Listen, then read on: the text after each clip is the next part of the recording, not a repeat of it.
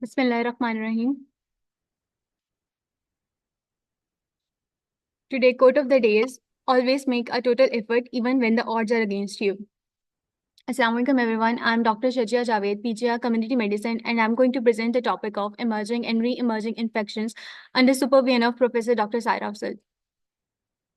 Learning objectives. In today's session, we will cover what is epidemic, endemic, and pandemic. We will see emerging infectious diseases, re-emerging infectious diseases, antimicrobial resistance, role of AMR in disease spread, key infections in Pakistan, recent updates about them, and MCQs. Learning outcomes. By the end of this presentation, participants will be able to understand the differences between the emerging and re-emerging infections, AMR and its role in infection spread, understand the key infections which are prevalent in Pakistan, and the role of the government in developing a health system against these infections.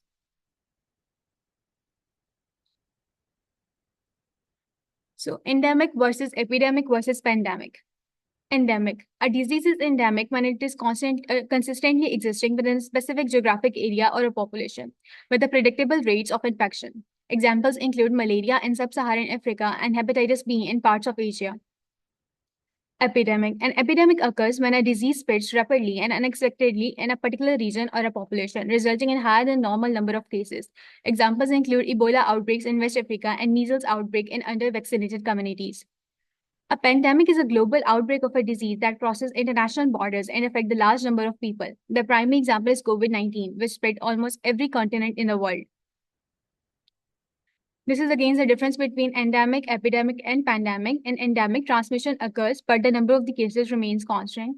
In epidemic, the number of the cases are increasing in one geographical area, while in pandemic, the cases are occurring across the several continents. The pandemic is also called as global epidemic. Emerging infections. Emerging infections are the diseases that appear in a human population for the first time, or the diseases that were previously rare but are now rapidly increasing in incidence or geographical range. The characteristics, they often stem from the zoonotic origin, like animal to human transmission, and are marked by the high adaptability. The examples include COVID-19, Zika virus, Ebola, Nipah, which have caused a significant public health crisis. Significance of emerging infections. Emerging infections are a growing public health threat because they have a very rapid global spread. They put a strain on the healthcare system with the increased mortality and morbidity rate. Antimicrobial resistance play a vital role in the spread of emerging infections. They put a challenge to the disease surveillance and response, and they require an innovation in the treatment and the vaccinations. Re-emerging infections. Re-emerging infections are the diseases that were previously controlled but are now increasing in prevalence or spreading geographically. Reasons for the researchers include weakened healthcare infrastructure, increased human mobility, and the changes in the pathogen genetics. They're often associated with the resistance to the standard treatment like drug-resistant TB or changes in the immunity level within a population. The examples include TB, especially the MDR TB, malaria due to the insecticide resistance, and the disease with a periodic resurgence such as cholera and dengue. Significance of re-emerging infections. They have increased public health burden. They occur because of the drug resistance or the vaccination gaps or the public health infrastructure which is lacking, the environmental and the socio-economical changes, the lack of the public awareness or the misinformation, or they may be used for the bioterrorism or the biosecurity threats. Now, what are the driving forces behind the emergence of a disease? It takes more than one microbe to just cause a disease. The emergence of a disease can be better understood by the epidemiological triad. The epidemiological triad consists of the three factors: host, environment, and agent. The disease is produced by exposure of a susceptible host to a noxious agent in the presence of an environmental factor that aid or hinder the agent of the disease. The factors that contribute to emerging and the re-emerging infectious diseases are zoonotic origin. Approximately 75% of the emerging infectious diseases have a zoonotic origin, meaning they are transmitted from animal to human. Key zoonotic diseases in Pakistan include leishmania, rabies, or brucellosis. Environmental changes, habitat destruction, climate change, and a natural disaster can lead to the increased human-animal interaction, facilitating the disease transmission. Human displacement, conflicts, and a natural disaster cause population movement that can spread the infectious disease, as seen with the increased cases of the AMR among the displaced population. Public health infrastructure, weak healthcare system hinder effective disease surveillance and response capabilities and exacerbating the emergence of infectious disease.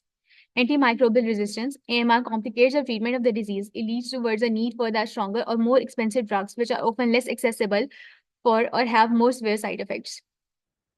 These are against a certain factor that precipitate the occurrence and the transmission of the emerging and the re-emerging infectious disease, like overpopulation, breaches in the public health measures, antimicrobial resistance in humans and the livestock, industrial livestock production, wildlife trade and the consumption, migration, conflicts, poverty and the social inequality, climate change, globalization, urbanization, or the population aging. Global burden of the infectious disease. About 15 million, like more than 25% of 57 million animal deaths worldwide are the result of the infectious disease. The burden of morbidity, ill health, and mortality associated with the infectious disease fall mostly on the people in developing countries, and particularly on the infants and the children. About 3 million children die each year from malaria, and the diarrheal disease alone. In developed nations, infectious disease mortality disproportionately affects the disadvantaged minorities. This is a figure published by WHO which shows the leading causes of the death worldwide. It shows that along with the cardiovascular condition, neoplastic injuries, or the asthma or COPD, infectious disease make around 14.9 million deaths worldwide. And the different infectious diseases, which include respiratory infection, consisting about 3.96 million deaths, HIV/AIDS, diarrheal disease, TB, vaccine-preventable childhood diseases, malaria, STDs, meningitis, Hep B, C, tropical parasitic disease, dengue, or any other infections. Again, this image represents the global example of emerging and the re-emerging infectious disease. And thus, the red example represent the diseases which are newly emerging, like cryptosporidiosis, cyclosporiosis, hemorrhagic strains of the E. coli, whitewater arrovirus, hantavirus, Lassa virus, Marburg hemorrhagic fever, Ebola hemorrhagic fever, Nipah virus, or the SARS. The blue represents the emerging or resurging diseases like MDR-TB, drug-resistant malaria, diphtheria, typhoid fever, Lyme disease, vancomycin, resistant Staphylococcus aureus, human monkeypox, dengue, yellow fever, cholera, plague, human monkeypox.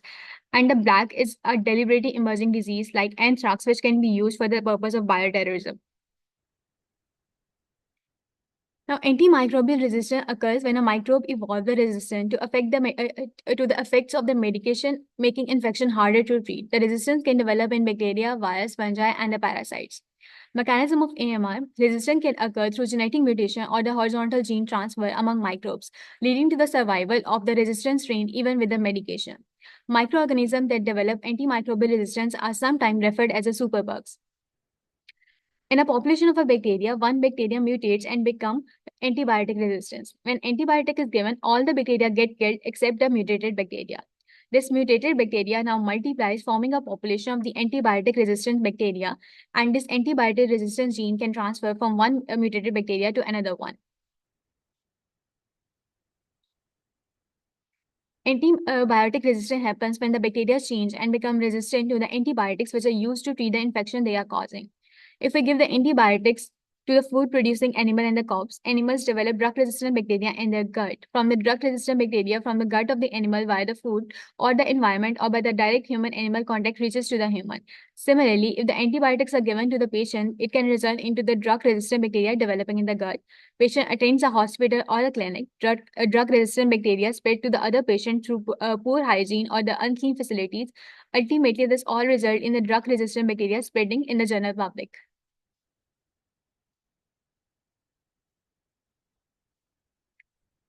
One Health response to address the drivers and the impact of the antimicrobial resistance.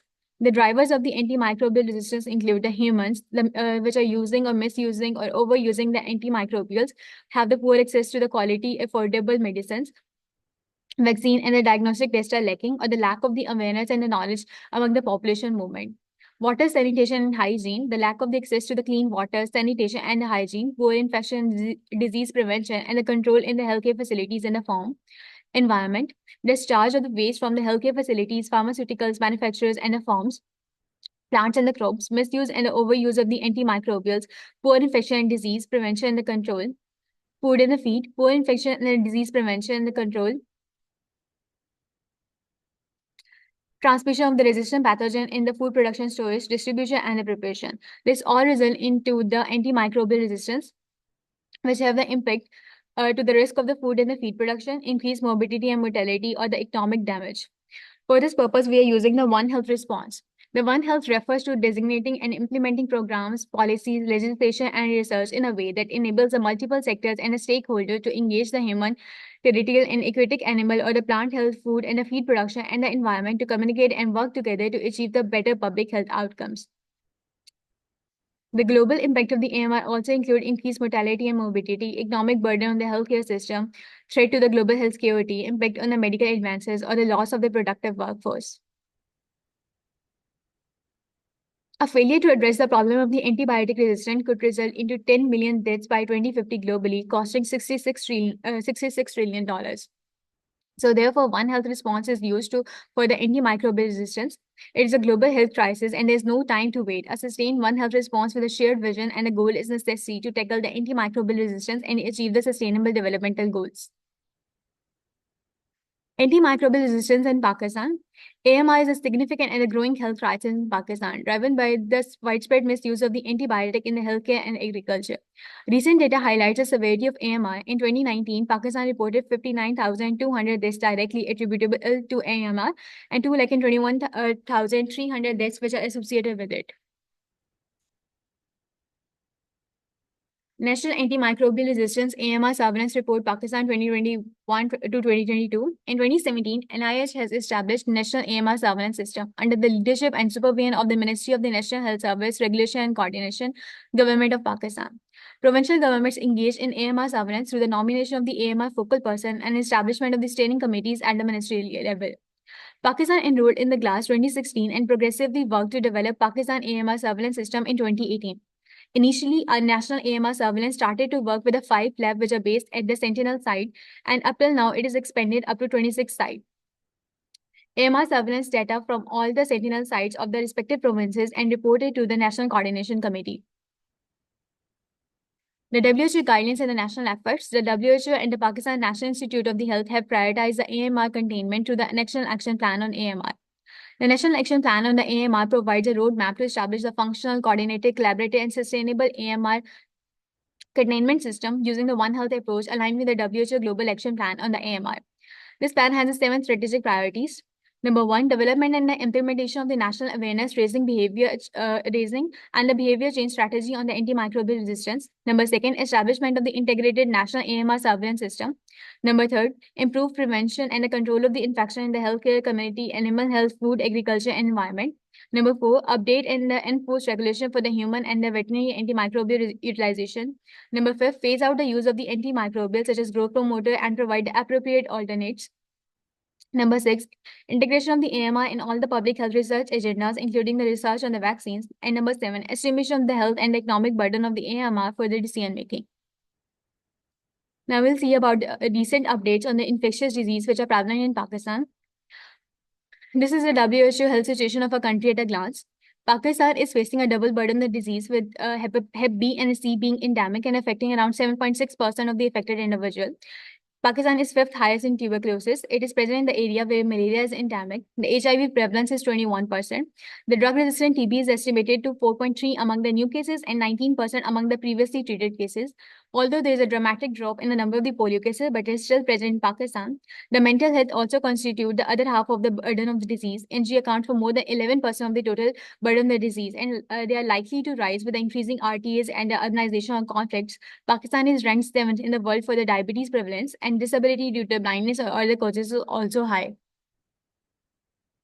We'll see the infections one by one. COVID-19.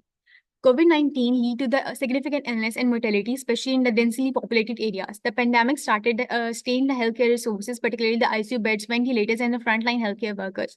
COVID-19 promoted Pakistan to strengthen its healthcare infrastructure. Pakistan launched a vaccination campaign in early 2021, prioritizing the healthcare workers, the elderly, and the high-risk group. Vaccination included at that time was Sinopharm and the Pfizer. As of late 2023, Pakistan experienced a resurgence in the COVID-19 cases with over 1 million confirmed cases and significant mortality rates. This has an implication for the AMR as increased antibiotic use during the pandemic may contribute towards the resistance. COVID-19 and the emergence of the antimicrobial resistance are most neglected aspect of the health emergency in Pakistan. After the devastating impact of the COVID-19, the Pakistan Health Service are already overstressed. Simultaneously, AMR is a cross-sectional issue that has acquired global attention since 2015 and has already been enlisted as the global public health challenge for the year 2020. Even though the COVID-19 is a challenge issue worldwide, at the same time, it is essential to focus on the drastic impact of the AMR outbreak, which complicates the current public health emergency. In the low and the middle income countries, AMR is high due to the various reasons, which include dependency on the empirical therapy or the lack of the well developed microbiological labs, non compliance in the infection control prevention measures, and a systematic stress, making it very difficult to introduce a new practice. In this pandemic, overburdened clinicians in Pakistan are spending limited time on each patient, which significantly increase the concept of the self medication among the people. A study from Pakistan reported that the Exia salmonella showed 100% resistance against fluoroquinolones. Similarly, 93.7% resistance against the third generation cephalosporins were seen from the blood culture. High occurrence of the metallo-beta-lactamase of about 71%, followed by the extended spectrum beta-lactamase up to 40%. Carbapenem resistant bacteria showed resistance against colistin, which is the last drug of the choice. Dengue. Dengue is endemic in Pakistan with the year-round transmission and seasonal peaks, particularly during the monsoon season. The worst flooding in Pakistan in 2022 will lead to the dramatic increase in the dengue cases. WHO, along with the government of Pakistan and the Ministry of the Health, in collaboration with the Global Fund, is conducting a vector surveillance and control activity as a part of the integrated vector management, and this includes technical weekly meeting chaired by the Ministry of the Health, activation of the dengue center in all health facilities, designated areas in the emergency department which are allocated for receiving the suspected dengue cases, enhancement of the vector surveillance activity in Lahore and the other district, provision of the additional team to support the vector surveillance and activities, including the daily situation analysis. Typhoid. Typhoid remains a significant public health challenge in Pakistan, particularly because of the emergence of the antimicrobial resistant strain of the Salmonella enterica server typhi, S typhi.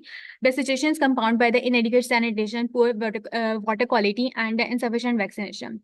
Exia strains are resistant to commonly used antibiotic, including the ampicillin, chloramphenicol, clotrimazole, and even the third generation cephalosporins. Azithromycin remain one of the few effective oral treatments which are available for the XTR typhoid coverage. Typhoid control in the era of the antimicrobial resistance, challenges and opportunity. The control and treatment of the typhoid is becoming more and more complex because of the widespread MDR to the ampicillin, chloramphenicol, clotrimazole, and increasing fluoroquinolone non-suspectability. Extensively drug-resistant Exia S typhi, which are not susceptible to at least 5 antibiotic classes, lacking sensitivity to even the third generation cephalosporin, as well as the ampicillin, chloramphenicol, or the clotrimazole of fluoroquinolone. These variants have emerged and spread in Pakistan, with the cases being reported in travelers globally. The Pakistani Exia strain is providing resistance to all the commonly available antibiotics except the azithromycin. In the recent study, the Surveillance for the Enteric Fever in Asia Project SEEP has reported the resistance rate for the S type in Pakistan is 16% for MDR, 64% for Exia, and 95% for the fluoroquinolone non-suspectability. To combat this, the public health initiatives are being taken with the government under patronage of the WHO. In October 2017, the Strategy Advisory Group of the Experts on Immunization stage, which advises the WHO on vaccine use, issued a recommendation for the typhoid conjugate vaccine to be added to the routine childhood immunization program in the typhoid endemic area. SAGE also called for the introduction of the typhoid conjugate vaccine to be prioritized for the country with the highest burden of the typhoid or the high level of the antibiotic resistance to the Salmonella typhi. Starting in 2019, Gavi, the Vaccine Alliance, has provided the support to the typhoid conjugate vaccine to be used in the eligible countries. As of March 2023, WHO has pre-qualified 2 conjugate vaccines for the prevention of the typhoid. And the Pakistan is also making efforts. In 2019, Pakistan became the first country to introduce the typhoid conjugate vaccine into its routine immunization program. Despite the initial success, vaccine uptake has faced challenges because of the public skepticism, misinformation about the vaccine safety. Tuberculosis. Tuberculosis continue to be the major global health threat, particularly in the countries like Pakistan, where the burden of the drug-resistant TB is accelerating. The emergence of the antimicrobial resistance in TB complicates the treatment regimen and poses significant challenge to the public health. Prevalence. Pakistan ranked among the top countries with the highest TB burden, with an estimated incidence of the 600,000 cases annually. The country faces a dual challenge of the high rates of both the drug-susceptible and the drug-resistant TB. The emergence of the multi-drug resistant TB, MDR TB, and extensively drug resistant XDR TB has been alarming. In 2021, approximately 26,000 cases of the NDR TB were reported, contributing to the global crisis of the drug resistance. Causes of the drug-resistant strains of the TB. It can be at the end of the healthcare provider because they're using the inappropriate treatment or the regimen. They do not have the proper guideline, or they are not adhering or not accepting the guidelines. Absence of the guidelines, poor training, lack of the treatment monitoring, poor management of the adverse drug reaction, poorly organized or funded TB control program, or it can be due to the drugs which are of the inadequate quality or supply, or they may have some poor storage condition of the drugs, inappropriate dosage or the combination, or the poor regulation of the medicines. Or it can be at the part of the patient, like they are taking inadequate drug or the inadequate or improper treatment response. They do not have the proper information. They lack the means to adhere to the treatment. They have social economic barriers or some kind of them. They are following some kind of the myths. They have inadequate directly observed treatment approach, or they have substance abuse or the dependency.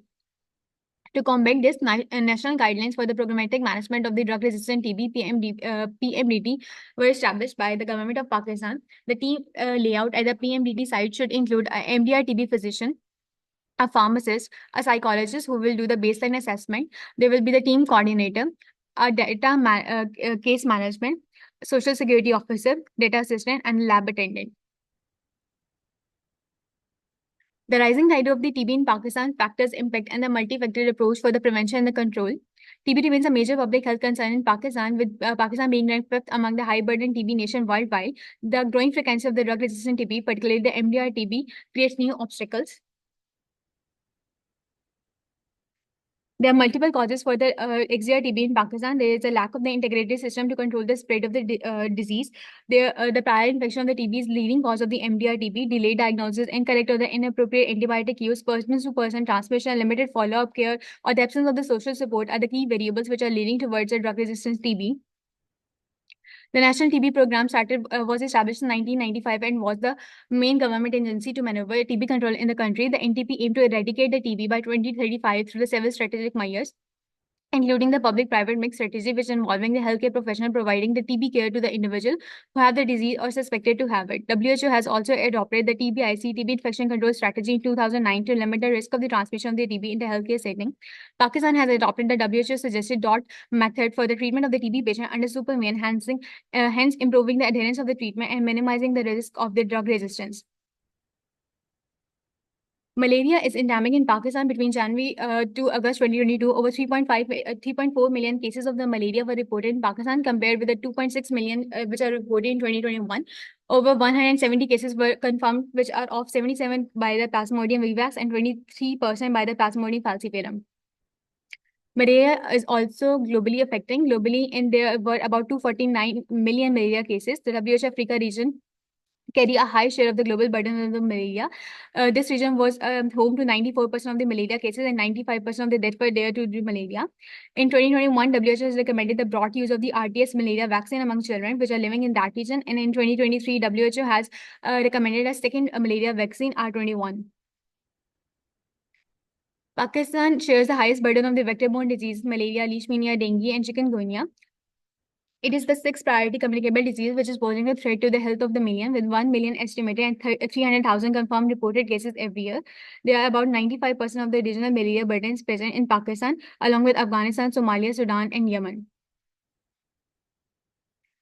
Effective malaria efforts were dating back to the 1950s, where we started a countrywide campaign to eradicate the malaria with the support of the WHO, UNICEF, and USAID, and malaria was nearly eradicated from the country, with an estimated the cases dropped from 7 million to 9,500 cases in 1967, with a reduction of the 15% to less than 0.01%. But the efforts were proved to be temporary, and malaria is still prevalent in Pakistan. WHO has been the only technical support which is supporting the national and the provincial government in the control program since 2002 for the strategic planning, policy guideline development, operational research, disease control, surveillance, resource mobilization, advocacy, capacity building, assessment, and situation analysis. WHO has developed the linkage with the neighboring country in the form of the PIAM, which include the Pakistan, Islamic Republic of Iran, Afghanistan Malaria Network. WHO is engaged with the national and the provincial control program for the control of the malaria. Polio is a highly susceptible infection with it's a viral disease that primarily affects the children under the age of the 5, potentially causing the permanent paralysis or even the death. The changes for the eradication of the polio in Pakistan include insecurity and conflict, cultural and religious resistance, geographical barriers, and the poor surveillance. Pakistan has a national immunization day, we are using the polio workers, and we are using the immunization techniques like oral polio vaccine and the inactivated polio vaccine. The polio-free status of the Pakistan is still not achieved. According to WHO, Pakistan, along with the Afghanistan, is only country where the wild polio is still prevalent. To eradicate the polio by 2025, the Pakistan must prioritize a localized strategy to overcome the barriers and ensure the sustainability of its eradication efforts. Other examples of the diseases which include in Pakistan are chikungunya, leishmania, ticks virus, Zika virus, or the lymphatic filariasis. There are certain challenges which are faced by Pakistan, and for the purpose of to combat these challenges, we are making the strategies like strengthening the healthcare infrastructure, improving the vector control programs, increasing the vaccination coverage, making public health education, and antimicrobial stewardship. MCQs. AMI is a global problem. Pakistan is facing the challenge too. What is the primary cause of the antimicrobial resistance in Pakistan?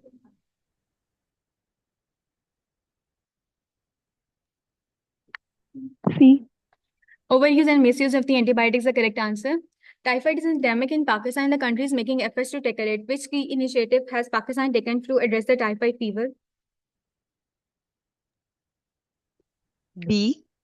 B. Introduction to the typhoid conjugate vaccine is right. Pakistan has developed an EPI, but one of the primary barriers to the success of the Pakistan vaccination program is C. yes, C is the right answer. A child from the remote area in Pakistan presented with the symptoms of the fever, headache, fatigue, and diagnosed with the malaria. Further investigation revealed that the strain of the malaria is resistant, but it's the most important factor which contribute towards the spread of the drug-resistant malaria in that region.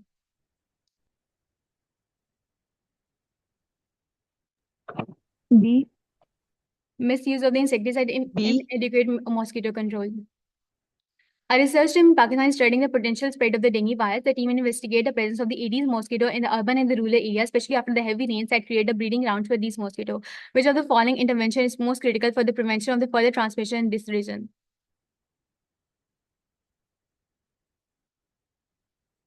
B. Promote the use of the insecticides and the elimination of the mosquito breeding site is the right answer. 6. In the context of the malaria spread in Pakistan, the spread of the insecticide-resistant mosquito is getting prevalent. This demonstrates which of the following problem?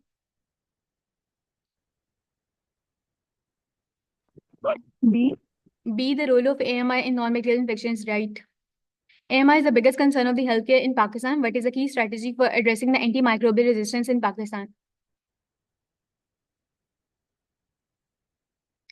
C. Promote antimicrobial stewardship is right answer. COVID-19 is considered an emerging infection because it fulfills which characteristic of the emerging infection? B. Yes, it appeared for the first time in human and is now B. rapidly spreading.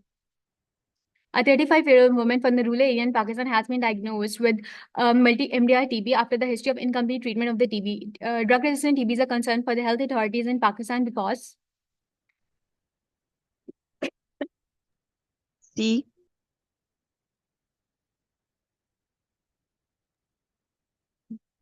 P is the right answer.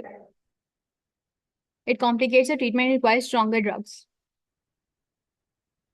Despite multiple efforts, Pakistan is unable to eradicate polio. Which of the following is the primary reason why polio eradication has been challenging in Pakistan? Yes, insecurity and the B. cultural resistance in the certain areas. B. This is the key to the MCQs.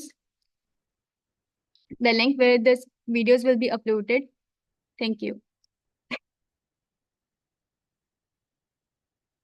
Thank you very much, Dr. Shajia. It is a very nice and comprehensive presentation, very informative one, especially how you have covered the antimicrobial resistance, One Health, and the important diseases in Pakistan, including malaria, polio, and other diseases, including typhoid.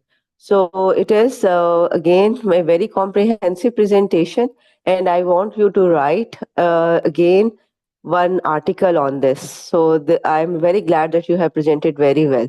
Thank you very much, everyone, for joining in. Thank you, ma'am. Okay, ma'am, I will write it.